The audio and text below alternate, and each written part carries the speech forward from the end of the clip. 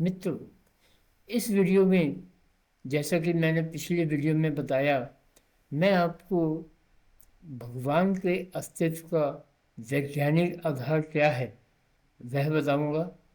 उसके वैज्ञानिक प्रमाण क्या हैं, यह सब मैं आपके समक्ष प्रस्तुत करूंगा। तो दोस्तों, यह सब जानने से पहले आप एक शब्द जो मैं बता रहा हूँ उसको समझने का प्रयास करें। इस शब्द को समझना अत्यंत महत्वपूर्ण है। आज से 1000 वर्ष पहले, कई सौ वर्ष पहले तक, जब तक हमारे ग्रंथ लिखे गए थे, तब तक इसे समझना अत्यंत ही कठिन था। परंतु वर्तमान समय में जब यह मोबाइल फ़ोन सबके पास है, तो इस विषय को समझना संभवतः सरल है। जो विज्ञान के छात्र हैं, जो विज्ञानी हैं, वे तो समझ ही जाएंगे। जो विज्ञान के छात्र नहीं हैं, वे भी इस तथ्य को समझ जाएंगे। तो दोस्तों, यह शब्द है फील्ड, यानी कि एक क्षेत्र। मैं एक फुटबॉल के फील्ड या खेल के मैदान की बात नहीं कर रहा, मैं एक क्षेत्र की बात कर रहा हूँ।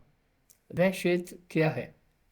दोस्तों, आप सोचें कि आपका मोबाइल किसी तार से कहीं कनेक्ट नहीं हुआ है, कहीं नहीं जुड़ा हुआ, फिर भी आप मोबाइल के माध्यम से बात कर पाते हैं।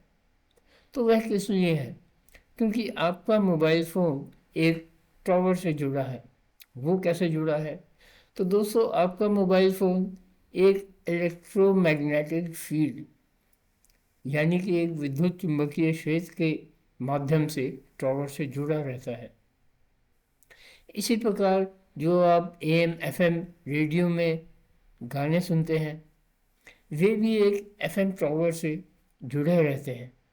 तो ये दोनों टावर, FM का टावर और मोबाइल का टावर, ये एक फील्ड उत्पन्न करते हैं, एक क्षेत्र उत्पन्न करते हैं। तो उस क्षेत्र में जितने भी मोबाइल फ़ोन हैं वो मोबाइल फ़ोन से जुड़ जाते हैं। जितने भी रेडियो हैं, FM रेडियो हैं, वे उस FM टावर से जुड़े रहते हैं और आप बातचीत कर सकते हैं, गाने सुन सकते हैं। तो लगभग समस्त श्रोताओं को यह समझ में आ गया होगा कि एक फील्ड अथवा क्षेत्र क्या है। अब यह तो हुआ एक इलेक्ट्रोमैग्नेटिक फील्ड जो कि हमारे पूरे देश में और इसी प्रकार अन्य देशों में जुड़ा रहता है। हमारे देश के सर्विस प्रोवाइडर का संपर्क अन्य देशों के सर्विस प्रोवाइडर से रहता है, तो अन्य देशों में जाकर भी हम इसी मोबाइल से बातचीत कर सकते हैं। तो यह फील्ड जो है, यह केवल हमारे देश में अथवा पूरे विश्व तक ही सीमित है। FM का फील्ड कुछ किलोमीटर तक सीमित रहता है, परंतु जिस फील्ड की, जिस क्षेत्र की मैं बात करने जा रहा हूँ, वह पूरे ब्रह्मांड में फैला है, पूरी यूनिवर्स में फैला है। दोस्तों, 2012 में एक बहुत ही महत्वपूर्ण वैज्ञानिक खोज हुई। यह खोज सर्न लेबोरेटरीज स्विट्जरलैंड में की गई। आपने गॉड पार्टिकल का नाम तो सुना होगा, परंतु पहले मैं आपको बता दूं कि गॉड पार्टिकल का नाम गॉड पार्टिकल कैसे पड़ा। दोस्तों, गॉड पार्टिकल का नाम गॉड से नहीं आया, परंतु जो वैज्ञानिक थे जो इसमें शोध कर रहे थे, वे सब इतने तंग आ चुके थे शोधों से कि उन्होंने इसे गॉड डैम पार्टिकल बोल दिया। तभी से गॉड का नाम इस गॉड पार्टिकल से जुड़ गया। अब यह गॉड पार्टिकल क्यों महत्वपूर्ण है? ये इस कारण महत्वपूर्ण है क्योंकि यह बताता है कि ब्रह्मांड में एक क्षेत्र फैला हुआ है, न केवल हमारी यूनिवर्स में, अभी तो समस्त ब्रह्मांडों में, और इस क्षेत्र का कोई आदि अंत नहीं है, ये विज्ञान कह रहा है। और इसी क्षेत्र से समस्त भौतिक कण, समस्त जीव, आप, मैं, यह टेबल, ये चेयर, ये लैंप, यह घर, यह पृथ्वी, यह सूर्य, सारे प्लैनेट्स, ग्रह इत्यादि, और दूर दूर तक हमें जितने भी तारे इत्यादि दिख रहे हैं, गैलेक्सीज दिख रही हैं, वे सब के सब इस क्षेत्र से ही उत्पन्न हुए हैं, यह विज्ञान कह रहा है। और इस क्षेत्र को विज्ञान हिग्स फील्ड के नाम से बताता है। आप स्वयं इंटरनेट पर जाकर चेक कर सकते हैं। तो दोस्तों, विज्ञान ये कह रहा है कि जितने भी इस संपूर्ण ब्रह्मांड में भौतिक कण हैं, वे एक फील्ड, एक क्षेत्र से उत्पन्न हुए हैं। तो जिस प्रकार आप, जो मैंने बताया था, इलेक्ट्रोमैग्नेटिक फील्ड जो कि आपके मोबाइल को टॉवर से जोड़ता है, आप उसे अनुभव नहीं कर सकते, आप उसे देख नहीं सकते, परंतु ये फील्ड है। उसी प्रकार यह हिग्स फील्ड पूरे ब्रह्मांड में जो फैला हुआ है, उसे अनुभव नहीं कर सकते, उसे देख नहीं सकते, परंतु यह फील्ड है। और विज्ञान ने एक और बात कही है कि यह फील्ड ब्रह्मांड के दूर से दूर कोने तक जितने भी कण हैं और जो इस पृथ्वी पर कण हैं, उनको जोड़ता है। ये भी विज्ञान ही कह रहा है, आप इंटरनेट पर चेक कर सकते हैं। तो मित्रों, श्रोताओं की संतुष्टि के लिए मैं इस तथ्य में कुछ और गहराई तक जाना चाहूँगा। तो सबसे पहले हम चलते हैं सर्न की वेबसाइट पर। सर्न की वेबसाइट क्या कहती है कि in the Higgs bosons case the field came first as a new kind of field that fills the entire universe and gives mass to all elementary particles. The Higgs boson is the wave in that field. Its discovery confirms the existence of the Higgs field. तो एक तथ्य तो confirm हुआ कि Higgs boson या God particle की discovery Higgs field को प्रमाणित करती है कि ऐसा फील्ड एग्जिस्ट करता है। अब हम आगे चलते हैं, हम चैट जीपीटी पर जाते हैं और इसमें मैंने चैट जीपीटी से पूछा कि कौन सी मेन वेबसाइट्स हैं जो कि हिग्स फील्ड के विषय में बताती हैं। तो मित्रों, आप नोट कर सकते हैं कि यह सब वेबसाइट्स चैट जीपीटी बताती है। तो फिर मैंने चैट जीपीटी से पूछा कि जो हिग्स फील्ड की जितनी वेबसाइट्स हैं, वे ये बताती हैं कि ऑलरेडी एग्जिस्टिंग पार्टिकल्स को हिग्स फील्ड मास प्रदान करता है, यानी कि पार्टिकल्स की उत्पत्ति तो उससे पहले थी, हिग्स फील्ड ने नहीं उत्पत्ति की। तो इसके विषय में हम आगे डिटेल देखते हैं। तो इसमें यह बताता है कि yes, most explanations of the Higgs field mainly discuss how certain already existing elementary particles acquire mass, not how particles are created in the first place. It is correct. Higgs field से नहीं उत्पन्न हुए हैं। Higgs field जो है वह केवल मास प्रदान कर रहा है, भार प्रदान कर रहा है। तो प्रश्न उठता है कि पार्टिकल कैसे बने, पार्टिकल कैसे आए, how do particles come into existence, why do some of them have mass and others remain massless. जैसे कि फिजिकल पार्टिकल्स तो हमें पता ही है कि उनका मास होता है, परंतु जो लाइट है उसमें जो पार्टिकल्स हैं उसमें क्यों मास नहीं होता, इसका हम विश्लेषण करते हैं। तो यह बताता है कि इन quantum field theory fields come first, जैसे कि electron filled, quark field, photon field, gluon field and Higgs field. इसमें आप फर्दर डिटेल्स पढ़ सकते हैं चैट जीपीटी पर जाकर। अब इसमें जो और गहरे प्रश्न हैं, जैसे कि why these specific quantum fields exist, why there are three generations of matter, why constants have their values, why there is something rather than nothing. These are frontiers of particle physics and cosmology. Okay, so basically ChatGPT बताता है कि the Higgs field is not a universal origin of particle theory.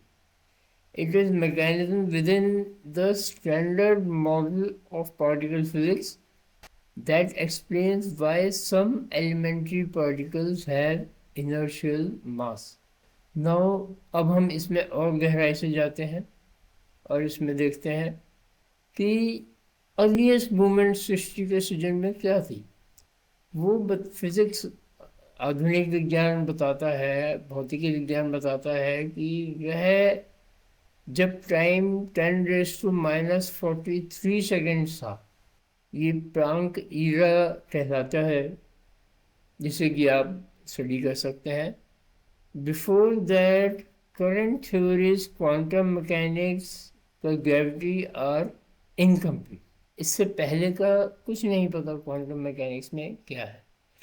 परंतु मित्रों, मैं यहाँ बताना चाहूँगा कि हमारे शास्त्रों में इससे भी पहले का बताया गया है और उस पहले से भी पहले का बताया गया है, उस पर हम बाद में आएंगे। Universe was extreme energy, not ordinary matter. Okay, अब आगे चलते हैं।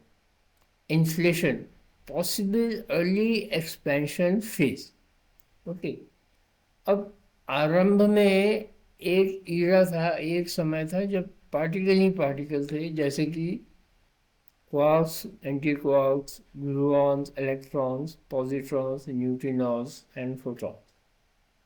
ओके, अब जब ये पार्टिकल आ गए तब हिग्स फील्ड टर्न ऑन हुआ।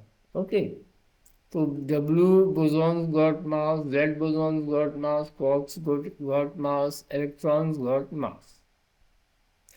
अब हम इसमें आगे चलते हैं। इन क्वार्क से प्रोटॉन्स और न्यूट्रॉन्स बने। इसके पश्चात हाइड्रोजन न्यूक्लियाई, हीलियम और लिथियम इत्यादि गैसेस बनी। गैसेस, यह नोट करें मित्रों, इस पर भी मैं बाद में आऊँगा क्योंकि यह हमारे शास्त्रों में बताया गया है। फिर एटम्स केम मच लेटर। ओके, लास्ट में जाके फिर फिजिकल पार्टिकल्स बने, क्योंकि फिर हमारे शास्त्रों में बताया गया है, उसका मैं विस्तार से विश्लेषण करूँगा। उसके पश्चात स्टार्स, गैलेक्सीज और बाकी के एलिमेंट बने, जैसे कि कार्बन, ऑक्सीजन, आयरन इत्यादि।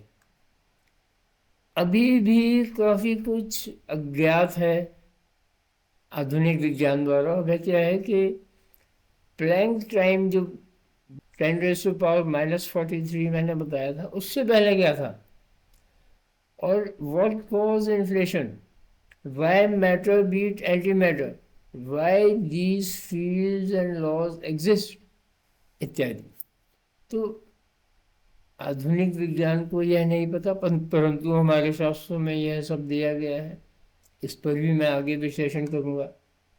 इसमें हम बिग बैंग थ्योरी पर थोड़ा कुछ और समझते हैं।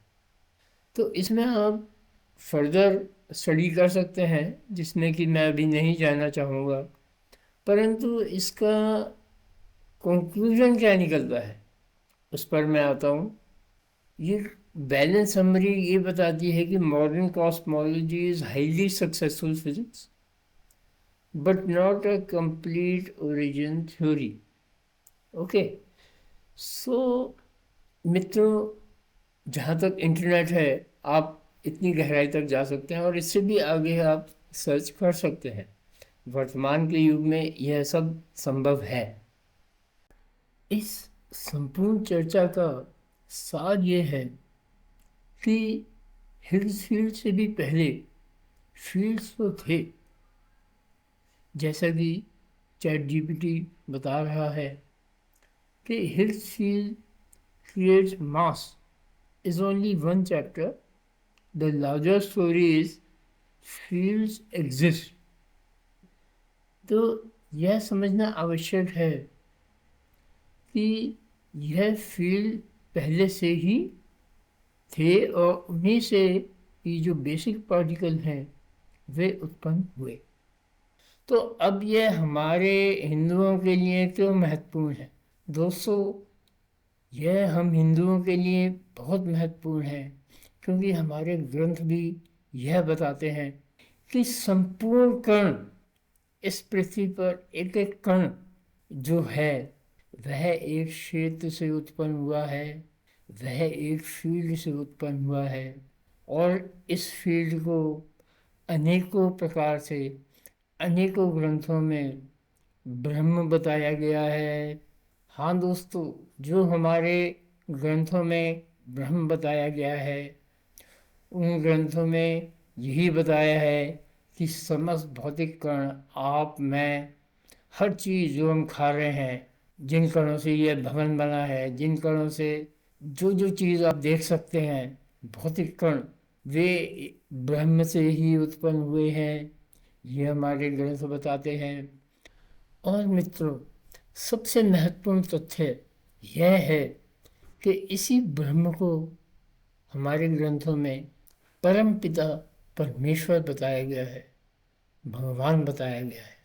तो क्या अब भगवान के अस्तित्व के होने में कोई संशय रह गया है? नाम मात्र का भी संशय रह गया है? नहीं दोस्तों, आने वाले वीडियो में हम विस्तार से बताएंगे कि हमारे ग्रंथ किस प्रकार आधुनिक विज्ञान में जो अभी मैंने वीडियो में तथ्य बताए हैं उनसे भी कितना आगे तक जाते हैं, कितना विस्तार से बताते हैं। दोस्तों, याद रखें कि यह वीडियो सीरीज़ अपने मानव अस्तित्व को समझने के लिए बनाई गई है और अपना अस्तित्व समझना ही जीवन में सफलता की कुंजी है। इसलिए हमारा अगला वीडियो अवश्य देखें।